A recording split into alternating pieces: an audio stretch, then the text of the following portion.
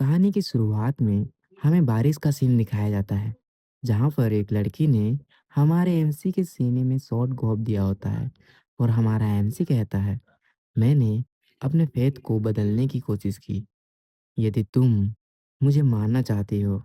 और वो लड़की हमारे एमसी की बातों और उसके उदास से चेहरे को देखती है और अपनी शॉट को और अंदर घोंप देती है, जिससे हमारा एमसी अपने मुंह से खून थूक देता है और हमारा एमसी अपने हाथों पर लगे खून को देखता है और उस लड़की से कहता है, तुम अब भी बहुत खूबसूरत हो। और हमें उस लड़की का इमोशनलेस फेस दिखाया जाता है, जिसे हमारे एमसी के बातों को सुनकर घंटा फर्क नहीं पड़ता। तभी सिस्टम का मैसेज पॉपअप होता है। System नलिफिकेशन of engagement condition decline की मौत। और हमें दिखाया जाता है जो अब तक हो रहा था वो एक्चुअली एक गेम के अंदर हो रहा था, जिसे एक पर्सन खेल रहा होता है और गेम की स्क्रीन पर लिखा आता है, कॉन्ग्रेचुलेसन, आपने इस स्टेज को क्लियर कर दिया है। और गेम खेल रहा पर्सन कहता है, आखिरकार मैंने इस गेम को क्रैश होने नहीं दिया। मैंने फाइनली इस गेम के बग को फिक्स कर लिया है। और हमें उस पर्सन का आईडी कार्ड दिखाया जाता है, जिससे हमें उस पर्सन का नेम पता चलता है, जिसका कि नेम वुजिन होता है, जो कि REW कंपनी में एक गेम डेवलपर होता है, जो कि इस मानव का रियल एमसी होता है। वुजिन कहता है, आखिरकार आज मेरा ओवर टाइम खत्म हुआ। वुजिन हमें बताता है, REW कंपनी एक्चुअली एक कंसोल गेम डेवलपमेंट स्टूडियो है, जो साउथ कोरिया में कंसोल गेम के फील्ड में इसे पहले एक वेस्टलैंड माना जाता था। लेकिन REW ने आते ही तूफान मचा कर रख दिया। REW ने एक के बाद एक हिट गेम्स रिलीज किए। कुछ ही टाइम में ये स्टूडियो दुनिया भर में फेमस हो गया। वुजिन कहता है कि जो गेम वो अभी टेस्ट कर रहा था, वो एक AAA गेम है। इस गेम में REW कंपनी ने अब तक अपनी सारी इन्वेस्टमेंट और प्रॉफिट लगा दिया है। मतलब अगर ये गेम सक्सेसफुल नहीं हुआ, तो स्टूडियो के लिए सिचुएशन काफ़ी खराब हो सकती है। वुजिन आगे बताता है कि ये एक सिंगल प्लेयर गेम है। इस प्लेयर में प्लेयर अपने चॉइसेस और डिसीजन के अकॉर्डिंग स्टोरी को चेंज कर सकता है। इसमें एडवांस्ड AI सिस्टम का यूज़ किया गया है। और जो चीज़ इस गेम को और इंटरेस्टिंग बनाती है, वो ये है कि मल्टीपल नेम्ड कैरेक्टर्स हैं, जिन सभी का स्टोरी में इम्पोर्टेंट रोल है। दूसरे वर्ड्स में, अगर ये गेम हिट हो गया तो कंपनी बहुत पैसे कमाएगी, लेकिन अगर गेम फ्लॉप हो गया तो स्टूडियो भी उसके साथ ही डूब सकता है। इसके बाद उजिन कहता है, मुझे एक बार फिर करेक्टर सेटिंग चेक कर लेनी चाहिए। वो बताता है कि पिछले कुछ महीनों से जो वो ओवर टाइम कर रहा था, उसका रीज़न सिर्फ एक करेक्टर था। तब हमें उसी गेम करेक्टर को दिखाया जाता है जिसे हमने स्टोरी के स्टार्टिंग में देखा था। उस करेक्टर का नेम है डिक्लेन वॉन ग्रहण। ये गेम का एक इंटरमीडिएट बॉस है और साथ ही एक इम्पोर्टेंट विलन भी है। हुजिन बताता है कि इस करेक्टर के साथ बहुत सारे पॉसिबल रूट्स थे, इसलिए इसमें काफ़ी बग्स आ रहे थे, जिनको फिक्स करना पड़ रहा था। लेकिन फाइनली मैंने इसे बिना किसी एरर के मारने के रूट टेस्ट कर लिया है। इस रूट में उसकी डेथ का रीज़न है स्टेव वोन बाई फियांसे, मतलब उसकी मंगेतर उससे मार देती है। और रोजिन कहता है, इसके बाद इसका एक्शन देखकर ये काफ़ी लॉजिकल भी लग रहा था। तभी किसी की आवाज़ आती है जो जिन को बुला रही होती है। हमें एक लड़की दिखाई जाती है जो वुजिन से पूछती है, टेस्टिंग कैसे चल रही है। वुजिन उस लड़की के बारे में हमें बताता है, ये डेवलपमेंट टीम की टीम लीडर है, जिसका कि नेम यो आरा है। और एक खास बात, ये मेरी एक्स गर्लफ्रेंड है। हम दोनों 7 साल तक रिलेशनशिप में थे। हम दोनों ने साथ में काफ़ी हैप्पीएस्ट मोमेंट बिताए। मैं एक लेज़ी पर्सन था, बट वो काफ़ी हार्ड वर्किंग और वर्कaholic टाइप की थी। उसके एम्बिशंस ने मुझे बेटर पर्सन बनने में हेल्प की। लेकिन एंड में हमने ब्रेकअप कर लिया और ब्रेकअप के 6 महीने बाद मैंने सुना मैंने सुना कि उसने किसी और को ढूँढ लिया है अपने साइड। इसीलिए कहते हैं गाइस कि हमेशा आलसी ही नहीं बने रहना चाहिए। मेहनत करते रहना चाहिए खुद को इम्प्रूव करने के लिए। वरना जो तुम्हारे साथ है, वो तुम्हें छोड़कर जा सकती है किसी मेहनती पर्सन के पास। इसीलिए मैं भी मेहनत कर रहा हूँ, ताकि फ्यूचर में जो भी हो, जिसे मैं नहीं चाहता कि वो मुझसे दूर हो। सो गाइस, इस वीडियो को ना सही, लेकिन प्लीज़ इस चैनल को सब्सक्राइब ज़रूर कर देना। यो आरा यूजिन से कहती है, मैंने सुना तुम बग्स की वजह से स्ट्रगल फेस कर रहे हो। वूजिन थोड़ा ताना मारते हुए कहता है, ताना, लगता है तुम्हारा नया रिलेशनशिप काफ़ी अच्छा चल रहा है। युआरा कहती है, इस कंपनी में रूमर्स काफ़ी जल्दी फैल जाते हैं, बट हाँ, सब ठीक चल रहा है। वूजिन सिर्फ कहता है, लेकिन अपने मन में सोचता है, उससे ये बात सुनकर अच्छा नहीं लग रहा है। फिर वूजिन कहता है, आई होप तुम उसे शादी कर लो। युआरा थोड़ा एनॉयड होकर कहती है, का इतने पीटी मत बनो और काम पर फोकस करो। क्या हमें इस कैरेक्टर में कुछ चेंजेस करने चाहिए जिससे बग्स क्लियर हो? वुजिन कहता है, आर यू श्योर? ये इस गेम का इंटरमीडिएट बॉस है। ये सच में मचा देगा गेम में। और जैसे जैसे स्टोरी आगे बढ़ती है और ये और पावरफुल होता जाता है, जिससे ये गेम और भी इंटरेस्टिंग लगने लगती है। और वैसे भी गेम की डिफिकल्टी प्लेयर के चॉइसेस और डिसीजन पर डिपेंड करता है। यो आरा कहती है, तुम्हें पता है वुजिन, जो वो करेक्टर है गेम का, वो तुम हो। वुजिन भी कहता है, क्या? युआरा कहती है, तुमने ये नोटिस नहीं किया क्या? तुम दोनों की पर्सनैलिटी एकदम सिमिलर है। वेल इनफ चिट चैट, ये बताओ कि गेम का एक्सपीरियंस कैसा था? वुजिन कहता है, गेम फन है, लेकिन मुझे पसंद नहीं कि स्टूडियो का फ्यूचर सिर्फ इसी गेम पर डिपेंड कर रहा है। युआरा उससे रीअश्योर करती है, चिंता मत करो, गेम प्ले का ट्रेलर हिट हो चुका है। वुजिन कहीं देखते हुए कहता है, क्या वो जो खड़ा है वो तुम्हारा लिटिल बॉयफ्रेंड नहीं है? देखो वो तुम्हारा वेट कर रहा है। It's already so let. तुम क्या कर रही हो? उसे इतना इंतज़ार मत कराओ, जाओ उसके पास। युआरा भी काफ़ी उदास लग रही होती है वुजिन की बातों से, और वो कहती है, या मैं जा रही हूँ। ठीक है वुजिन, गुड लक। वुजिन भी कहता है, गुड बाय। और हम साफ-साफ वुजिन के फेस में सैडनेस देख पाते हैं। वो भी इससे हर्ट हुआ होता है, बट वो बेवकूफ़ है। मतलब बुरा तो मुझे इस बात का लग रहा है कि एक तो मैं सिंगल हूँ और फिर भी मुझे ये सब फ़ील हो रहा है। और इसी के साथ रात ऐसे ही गहरी होती जाती है और समय बीतता जाता है, और वुजिन अब भी उसी कैरेक्टर के बग्स को टेस्ट कर रहा होता है और उस गेम के कैरेक्टर को देखते हुए कहता है, ये आर्टिस्ट काफ़ी हार्श है। देन वो डिक्लुइन के एट्रीब्यूट्स चेक करते हुए कहता है, डिक्लिन बचपन में मैजिकल जीनियस के नाम से फेमस था, बट आगे चलकर वो एवरेज मैच बनकर रह जाता है, और अपनी नोबिलिटी और एरोगेंस की वजह से उसकी पर्सनैलिटी काफ़ी खराब हो गई थी। वो जिन सोचता है, क्या इसे इंसान भी कहा जा सकता है? देन वो डिसाइड करता है कि इसमें कुछ अच्छे एट्रीब्यूट्स ऐड करेगा, जो होते हैं कंप्रिहेंशन, वेल्दी, शार्प आईसाइट और iron man.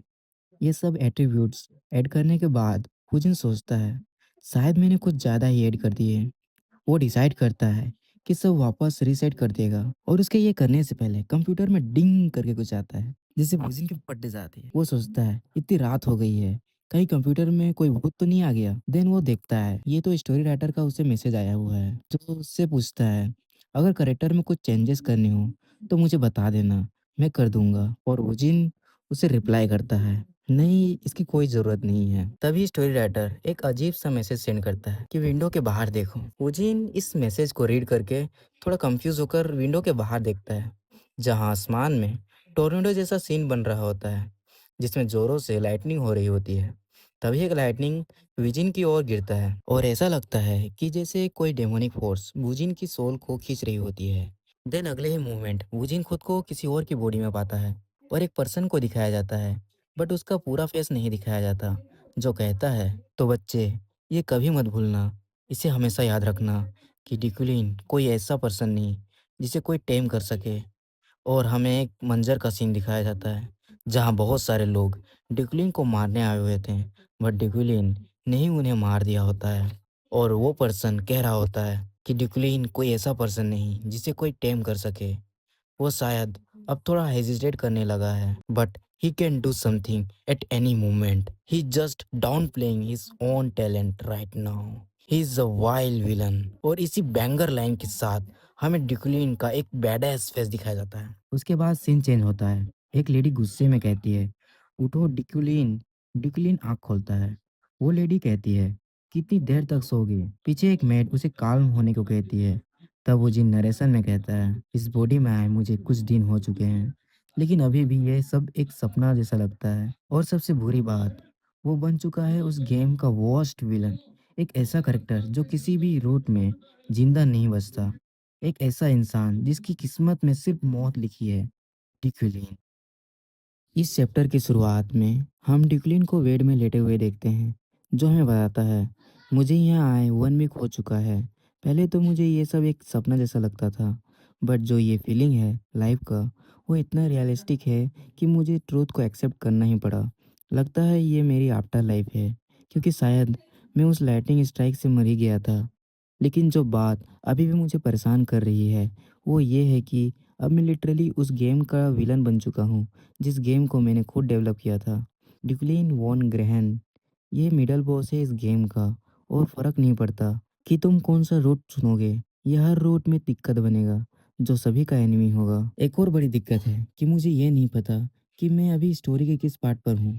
The only thing जो मुझे पता है कि मैं अभी टोटल कितना माना प्रोसेस करता हूँ, और तो मुझे ये नहीं पता कि साला ये कितनी जल्दी कैसे ख़त्म हो जा रहा है। ऐसे में मैं खुद को कैसे प्रिपेयर करूँगा? ये मज़ाक नहीं कर रहा हूँ मैं। मैंने इसे गेम डेवलपमेंट के टाइम 1000 टाइम टेस्ट किया था। ये कभी पॉइज़न फूड से मर जाता है, कभी पेड़ से गिरकर मर जाता है, तो कभी कोई पैरासाइट काट देता है, तो कभी किसी जाल में फँसकर मर जाता है। ये एक ऐसा करैक्टर है जो सिर्फ़ एक रूट में बच पाता है स्टोरी के स्टार्ट में। देन उसकी नज़र उस डॉक्यूमेंट पर पड़ती है। जो लेडी इस डॉक्यूमेंट को फेंक कर गई थी, वो डुगलिन की हाफ सिस्टर है, जिसका कि नाम यूरियल है। और मैं इसे अभी के लिए वूजिन ही बोल रहा हूँ, बिकॉज़ ये अभी वूजिन के पर्सपेक्टिव से बता रहा है। आगे हम इसे डिक्लिन ही कहेंगे। और वो आगे कहता है, जो डिक्लिन की हाफ सिस्टर है, वो इस घर की हेड है, जिसकी अच्छी तो रिलेशनशिप नहीं है डिक्लिन के साथ। उसने जाते जाते कहा था कि मैं यदि फायर नहीं होना चाहता अपनी प्रोफेसर की जॉब से, तो जल्दी उठ जाऊं। तो मतलब मैं एक प्रोफेसर हूँ? साला मैं खुद फेल हो जाता हूँ एग्जाम में, तो मैं कैसे किसी को पढ़ाने वाला हूँ? मुझे लगता है मुझे जाना चाहिए। मैं वहाँ से कुछ इन्फॉर्मेशन तो इकट्ठा कर ही सकता हूँ। तभी उसके सामने एक क्वेस्ट विंडो अपीयर होता है। यूजिन को शायद इसके बारे में पहले से पता था। वो ज़्यादा रिएक्शन नहीं देता अदर स्टोरी के एमसी की तरह। क्वेस्ट विंडो में लिखा होता है, primary survival goal become necessary to the game, जहाँ एक साइड क्वेस्ट दिया जाता है यूनिवर्सिटी में लेक्चर देने का, जिससे उसे सिस्टम के स्टोर की करेंसी मिलेगी, कुछ 0.5। पता नहीं इससे क्या खरीद पाएगा वो, और वो निकलता है रेडी होने के लिए। यूनिवर्सिटी जाना है ना भाई को, और वो बोलता है मेरे पास एट्रीब्यूट है जो मैंने खुद ऐड किया था, कंप्रहेंशन का, जो कि एक यूनिक ग्रेड का एट्रीब्यूट है, जिसमें मैं जल्दी सब कुछ अंडरस्टैंड कर पाता हूँ। और ये साला मेरे माना को कंज्यूम करके एक्टिव होता है। ऐसे ही मेरे माना इतना लो है, और वो जल्दी जल्दी अपना सूट वूट पहनता है, भाई को लेक्चर देने जाना है जो। देन वो रेडी होकर यूनिवर्सिटी के लिए निकलता है, जिसे कुछ मेड बो डाउन करके अलविदा करती है कि कभी मत आना साले। और वो अपने मन में सोच रहा होता है, I am a Nobel superior member of the nobility. और वो बाहर आता है, जहाँ एक लग्जरियस कार है, और उसे एक गार्ड यूनिवर्सिटी तक ड्रॉप करके आएगा कार में वेट अ सेकेंड। जितना मैंने पढ़ा है, ये एक मैजिकल वर्ल्ड है, तो यहाँ ये कार क्या कर रही है? जैसे भी हो, जैसे ही वुजिन उस लग्जरियस कार में बैठता है, भाई का पूरा मूड खराब हो जाता है। उसे वो बंदा याद आता है जो ऐसे ही महंगी कार लेकर आया था युहारा को लेने के लिए। तभी वो नोटिस करता है उसके बगल में कोई बैठा हुआ है। वो बंदा भी मुड़ कर डिक्लिन को देखता है। डिक्लिन भी उसे देख रहा होता है, और वो बंदा भी बिना कुछ कहे डिक्लिन को देख ही रहा होता है। वुजिन कहता है, ये साला है कौन? मैंने तो इसे गेम में नहीं बनाया। तभी वो बंदा कहता है, गुड आफ्टरनून प्रोफेसर, और एक डॉक्यूमेंट आगे बढ़ाते हुए कहता है, ये रहा सर। वो वुजिन सोचता है, ये क्या मेरा कोई सेक्रेटरी है? और वो उससे पूछता भी है, अबे तू है कौन? वो बंदा कहता है, सर आप मुझे कैसे भूल सकते हैं, मैं आपको 3 साल से सर्विस दे रहा हूँ। वुजिन कहता है, अरे मैं मजाक कर रहा था। देन वुजिन उस डॉक्यूमेंट को पढ़ता है और सोचता है, अच्छा ये लेक्चर का मटेरियल है जिसके बारे में मुझे पढ़ाना है, और ये एक स्क्रिप्ट की तरह लग रहा है। ओह गॉड। और गाइज मैं भी ऐसा ही करता हूँ। मैं चैप्टर पढ़ता हूँ और जो फील करता हूँ वो स्क्रिप्ट में लिख देता हूँ, क्योंकि मैं एक इंट्रोवर्ट टाइप का पर्सन हूँ। जो मैं फ़ील करता हूँ, जो बोलना चाहता हूँ, उसे उसी टाइम नहीं बोल पाता। मेरे वर्ड लड़खड़ा जाते हैं। स्टोरी में आते हैं। वज़ीन उस डॉक्यूमेंट को आगे पढ़ते हुए उस पर्सन से कहता है, गुड वर्क। डिक्यूलिन की उस कॉम्प्लीमेंट से वो बंदा और ड्राइवर दोनों हैरान होते हैं। ड्राइवर ये तक कहता है, सर आप आराम कर लीजिए, हम पहुँचने ही वाले हैं। वज़ीन भी अपने मन में सोचता है, साला ये डिक्यूलिन कैसा पर्सन था कि जब मैं इसकी बॉडी में कॉम्प्लीमेंट भी दे रहा हूँ किसी को, तो वो बंदा ही नहीं, सब डर जा रहे हैं।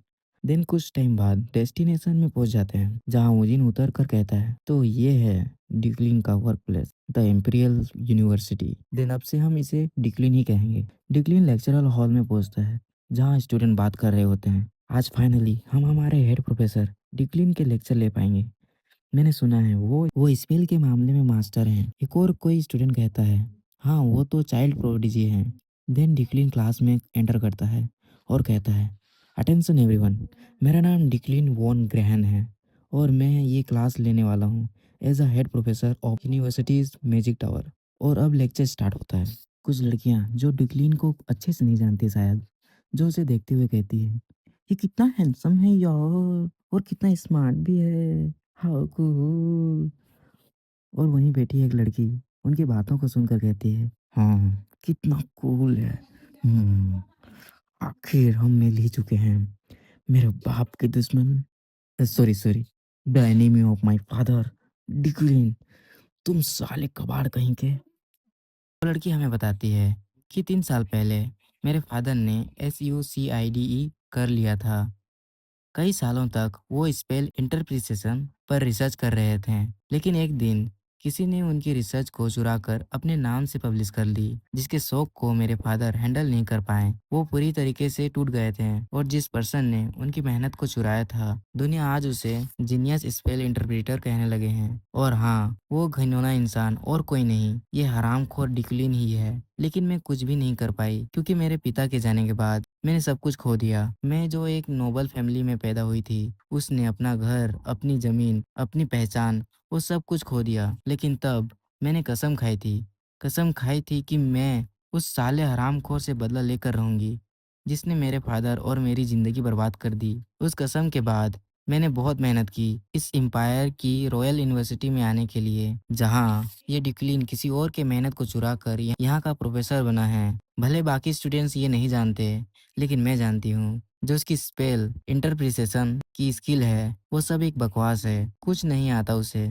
और वो इतने घमंड से वहाँ कैसे खड़ा हो सकता है जब उसने एक पूरी फैमिली बर्बाद करके रख दी थी। वो पोजीशन मेरे फादर की होनी चाहिए थी। मैं उसकी पूरी की पूरी सच्चाई लाकर उसे यहीं ख़त्म कर देना चाहती हूँ, लेकिन मुझे होल्ड बैक करना पड़ेगा। अगर मुझे उसे अच्छे से कुचलना है तो मुझे और तैयारी करनी होगी एक परफेक्ट रिवेंज लेने के लिए। और हमें डिक्लीन को दिखाया जाता है, जो क्लास में एंटर करते ही कहता है, silence, I will begin the lecture now. Let me introduce myself again. I am the head professor of this magic tower and a monarch mage who control elements. My name is Deculein. और narration के through हमें पता चलता है कि इस दुनिया में मेजेस के टोटल 11 रैंक्स होते हैं और मोनार्च उनमें से चौथे रैंक में आता है। डिक्लिन आगे उन स्टूडेंट से बोलता है, तुम सबको ऑलरेडी पता होना चाहिए कि मैजिक में 3 मेजर एट्रीब्यूट्स और 9 टाइप्स होते हैं। एट्रीब्यूट्स मैजिक का सोर्स होता है और टाइप्स में पहला है समनिंग, दूसरा है spirit, distraction, support, enhancement, manipulation, डिक्टिलिटी,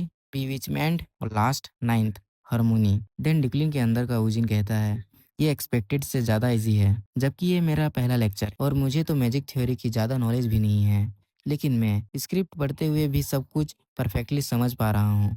और अगर इन स्टूडेंट्स को देखूँ तो ये सब मेरी बातों पर कम्प्लीटली फोकस कर रहे हैं, जैसे मेरी प्रेजेंस ही उन्हें फोर्स कर रही है मेरे वर्ड्स पर फोकस करने के लिए। शायद अब तक डिक्लीन एक अच्छा टीचर बन चुका होगा मेरे उन ऐड किए हुए एट्रीब्यूट की हेल्प से। डिक्लीन उन स्टूडेंट्स को आगे बताते हुए कहता है, माना का यूज़ उस जगह पर डिपेंड करता है जहाँ वो स्टोर होता है। मैजेस अपने हेड में माना स्टोर करते हैं और नाइट्स अपने हार्ट और ब्लड वेसल्स पर स्टोर करते हैं। और लास्ट इनर कोर जो इंटरनल और एक्सटर्नल माना को मिक्स करता है। सिंपल सी बात है, हार्ड वर्क इंपॉर्टेंट है, लेकिन अगर टैलेंट नहीं है तो तुम्हें सही चीज चूज करके उसी पर फोकस करना पड़ेगा। और डिक्लिन के अंदर का ओजिन हमें बताता है, अगर होनेस्टली कहूँ तो डिक्लिन के पास कोई अमेजिंग टैलेंट नहीं था। उसके पास तो अभी सिर्फ 3375 माना पॉइंट है। जबकि बात करें उन मैजेस की जिन्होंने डिक्लिन के जितना भी नाम नहीं कमाया, उनके पास भी 30,000 माना पॉइंट होते हैं। ये काफी बचकाना है, ये खुद को मैज कैसे कह सकता है, जबकि ये हमेशा स्क्रिप्ट लेके आता है पढ़ाने। और वो लेक्चर एंड करते हुए कहता है, that's the end of the lecture. और सोचता है, और जो लास्ट पार्ट है स्क्रिप्ट का वो थोड़ा अजीब है, बट अगर असली डिक्लिन होता तो वो शायद ये बिना बोले चला जाता। और वो उन स्टूडेंट से पूछता है, क्या कोई डाउट या क्वेश्चन पूछना है, जिससे स्टूडेंट आपस में डिस्कस करने लगते हैं कि मेरे तो सारे डाउट्स क्लियर हो गए। एक्सप्लेनेशन इतना अच्छा था कि कोई डाउट ही नहीं रहा। और डिक्यूलिन इन स्टूडेंट्स के रिएक्शन को देखकर सोचता है, अच्छा है कोई इस क्वेश्चन नहीं कर रहा। तभी किसी की आवाज़ आती है जो कहती है, प्रोफेसर डिक्यूलिन, कल रात डॉर्मेट्री में एक स्पेल कास्ट हुआ था जिसे देखकर लोग कह रहे हैं जो किसी डार्क मैच का स्पेल था। तो प्रोफेसर डिक्लिन एक जीनियस स्पेल इंटरप्रेटर होने के नाते क्या आप बता सकते हैं कि वो कैसा स्पेल था? और हमें दिखाया जाता है ये वही लड़की होती है जो डिक्लिन से रिवेंज लेना चाहती है, जिसका ये प्लान होता है कि आज के टॉपिक से हटकर एक क्वेश्चन करेगी जिसका जवाब वो नहीं दे पाएगा, और ऐसे ही वो डिक्लिन को सबके सामने एक्सपोज कर देगी। लेकिन डिक्लिन वो रिवर्स कार्ड थ्रो करता है। वो कहता है, क्या तुम सच में मैजिक टावर की स्टूडेंट हो? डिक्लिन के इस अजीब से क्वेश्चन से वो लड़की थोड़ा कंफ्यूज होकर कहती है, आप ऐसा क्यों पूछ रहे हैं? डिक्लिन कहता है, अगर तुम स्टूडेंट हो तो अपना नाम और एफिलिएशन बताना एक बेसिक एथिकेट है। मैं बिना मैनर्स वाली किसी बच्ची के सवाल का जवाब नहीं देता। बाकी स्टूडेंट्स उस पर हंसते हैं कि इसे तो बेसिक मैनर्स भी नहीं आता, सीधा प्रोफेसर से क्वेश्चन कर रही है। डिक्लिन अपने मन में कहता है, सॉरी पर अभी मेरे पास कोई और ऑप्शन नहीं था, क्योंकि कंप्रीहेंशन बहुत ज़्यादा माना कंज्यूम करता है और लेक्चर समझाने में ही मेरा 1300 माना पॉइंट खर्च हो चुका है। और अगर मैं किसी नए स्पेल को एनालाइज करने लगा तो मेरा सारा माना यहीं कंज्यूम हो जाएगा और मैं यहीं बेहोश हो जाऊंगा। लेकिन वो लड़की हार नहीं मानती और डिक्लिन को आज अभी के अभी एक्सपोज करना चाह रही होती है और कहती है, please wait sir, magic tower इस स्पेल को आइडेंटिफाई नहीं कर पा रही और इसे इग्नोर कर रही है, लेकिन मुझे पता है आप इसका टाइप आइडेंटिफाई कर सकते हैं। देन वो उस स्पेल को डेमोन्स्ट्रेट करके दिखाती है और कहती है, मैं आपसे रिक्वेस्ट करती हूँ सर कि आप इसे इंटरप्रेट करेंगे। और बाकी के स्टूडेंट्स उस स्पेल को देखकर कहते हैं, ये तो एक बैरियर मैजिक लग रहा है। और डिक्लिन भी उस स्पेल को देखता है और हमें दिखाया जाता है कि डिक्लिन के पास अब सिर्फ 360 माना पॉइंट बचा हुआ है। सर सभी ने ट्राई कर लिया है इसे आइडेंटिफाई करने के लिए, बट कोई प्रोग्रेस ही नहीं हो रहा। बट आप एक हिंट दे देते तो सर। लेकिन डिक्लिन कहता है, क्या एक हिंट? ये साफ साफ दिख रहा है कि ये एक बीविचमेंट टाइप बैरियर स्पेल है। लगता है किसी ने तुम सबको ट्रैप करने के लिए यूज किया था। और कहता है, इट्स ओवर। और जैसे ही डिक्लिन उस हॉल से बाहर निकलता है, एक क्वेस्ट विंडो अपीयर होती है जो उसे रिवॉर्ड में 0.5 सिस्टम करेंसी देता है, जो उसे साइड क्वेस्ट कंप्लीट करने पर मिला होता है। थोड़ी देर बाद सीन शिफ्ट होता है कैफेटेरिया में, जहाँ सब स्टूडेंट अपने अपने टेबल्स पर बैठकर लंच कर रहे होते हैं और वहीं वो लड़की बैठकर लंच कर रही होती है जो डिक्लिन को याद करते हुए कहती है, वो अननोइंग बास्टर्ड, मैं उसे एक्सपोज करने ही वाली थी। उसकी स्पेल इंटरप्रिटेशन स्किल एक झूठ है और एक अननोन स्पेल के थ्रू मैं सबके सामने उसकी सच्चाई लाने ही वाली थी। फिर वो उस मोमेंट को याद करती है जब डिक्लिन ने उसे सबके सामने एम्बेरस कर दिया था और उसे कहा था, नो मैनरलेस बच्ची, और ये कहकर उसने सिचुएशन को पलट ही दिया था, सिर्फ इसलिए क्योंकि मैंने अपना नाम नहीं बताया। उसने मुझे ही मैनरलेस दिखा दिया। मुझे लग रहा था मैं वहीं शर्म के मारे मर जाऊंगी। थोड़ी देर रुक कर वो सोचती है, वो खुद भी तो फ्लस्ट्रेट लग रहा था, इसलिए उसने रेंडमली कह दिया होगा कि वो एक बी विचमेंट स्पेल है। और वो हमें बताती है बी विचमेंट मैजिक के बारे में। बी विचमेंट मैजिक बहुत डिफिकल्ट होता है। ज़्यादातर स्पेल्स में पैरामीटर्स होते हैं, लेकिन बिना किसी पैरामीटर्स के उसे बी विचमेंट मैजिक कह देना। मैं तो बस एक अननोन स्पेल ले आई थी जो कल रात डॉर्मेट्री के फ्रंट डोर पर ड्रॉ किया गया था। हाँ, शुरू में वो थोड़ा केओस्टिक था, लेकिन उसका पर्पस सिर्फ इतना था कि फ्रेशमैन की रिसर्च स्किल इम्प्रूव हो। तभी उसकी एक फ्रेंड पीछे से भागते हुए उसका नाम पुकारते हुए उसके पास आती है, इफिरिन। इफिरिन उसकी फ्रेंड उसके पास आती है और कहती है, कल जो डॉर्मेट्री के फ्रंट डोर पर मैजिक स्पेल था ना, हमने उसे रियल बैरियर मान के दोबारा एनालाइज किया और वो बिल्कुल सही निकला। ये सुनकर इफिरिन शॉक हो जाती है। उसकी फ्रेंड एक्साइटेड होकर बोलती है, इट्स सो कूल। हमें हिम्मत नहीं हुई उस स्कैरी प्रोफेसर से पूछने की, लेकिन तुमने तो डायरेक्टली पूछ लिया। यू आर रियली ब्रेव यार। इफरिन झिझकते हुए कहती है, रुको रुको, मतलब वो मैजिक सच में बैरियर था? उसकी फ्रेंड कहती है, हाँ बिल्कुल, तुम्हें नहीं लगा हमारे प्रोफेसर एक्चुअली अमेजिंग है? पैरामीटर्स भी नहीं थे, फिर भी उसने कैसे गेस कर लिया कि वो वी विचमेंट मैजिक है? ये सुनकर तो उसकी पूरी दुनिया उलट पुलट हो जाती है। नहीं, ऐसा नहीं हो सकता। उसकी फ्रेंड मुस्कुराते हुए कहती है, थैंक्स इफिरिन, हम उस मैजिक का रिपोर्ट लिखने वाले हैं और उसमें हम तुम्हारा भी नाम ऐड करेंगे। इफिरिन कहती है, ओके प्लीज कर देना। और ये कहते हुए उसके वर्ड्स लड़खड़ा रहे होते हैं। उसकी पूरी दुनिया बिखर गई होती है यहाँ पर और वो अपने मन में सोचती है, क्या ये सच में बस उसकी किस्मत थी? और वो अपने बैग से डॉक्यूमेंट निकालते हुए कहती है, मैंने तो बिना वजह ही डिक्लिन की रेपुटेशन और बढ़ा दी। और वो उस डॉक्यूमेंट को देखते हुए कहती है, जो कि एक सिलेबस की तरह होता है जिसमें वो सारे शेड्यूल्स होते हैं जो इस सेमेस्टर में डिक्लिन इन सबको पढ़ाने वाला है। वो गुस्से से उसे देखते हुए कहती है, ठीक है, कहते हैं अपने दुश्मन को समझो तभी हर बैटल जीत पाओगे। अगर मुझे उस अनोइंग इंसान का सामना बार बार करना है तो मुझे स्ट्रांग रहना होगा। और फिर वो धीरे से बोलती है, बस देखते जाओ डिकुलीन, मैं तुम्हें जल्द ही एक्सपोज़ करूँगी।